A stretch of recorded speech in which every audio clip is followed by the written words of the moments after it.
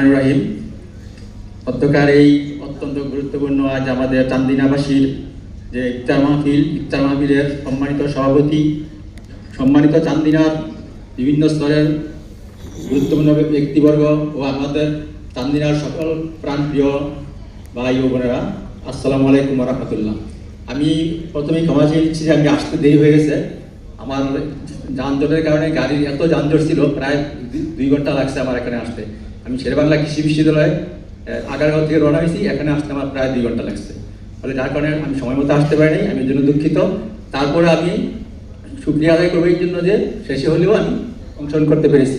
আমি আসলে বাংলাদেশ উন্মুক্ত বিশ্ববিদ্যালয় গাজীপুর, ওইখানে আমি প্রফেসর এবং সাবেক ডিন হিসাবে আছি, বর্তমানে প্রফেসর হিসেবে আছি। আমি এই চান্দিনার জনকল্যাণ থেকে আরম্ভ করে যতগুলি প্রতিষ্ঠান আছে সবগুলি প্রতিষ্ঠানের সাথে আমি দীর্ঘদিন যাবৎ জড়িত আছি। তবে আমি বলবো, আজকে যে আমাদের কিছুক্ষণ আগে আমাদের মাওলানা বক্তব্য রাখলেন, আপনারা শুনতেছেন, আসলে আমাদের চান্দিনার যারা আছেন সবাই যদি আমরা সবাই যদি একত্রে একসঙ্গে কাজ করি, আমাদের চান্দিনার পরিবর্তন অনেক সুন্দরভাবে হবে। কারণ চান্দিনা আমাদের অনেক এগিয়ে যাবে। চান্দিনার অনেক কৃতি সন্তান বিভিন্ন প্রতিষ্ঠানে বাংলাদেশের আনাচে কানাচে সই আছে, আমার জানা আছে। আমি শুধু বলবো যে আমার ব্যক্তিগত পক্ষ থেকে চান্দিনার যে কোনো লোক যখন যে কোনো মুহূর্তে আমার কাছে যে কোনো ধরনের সহযোগিতা চাইলে আমি আমার ব্যক্তিগত পক্ষ থেকে আমি আন্তরিকভাবে 100% চেষ্টা করবো আমার পক্ষ থেকে সাহায্য করার জন্য।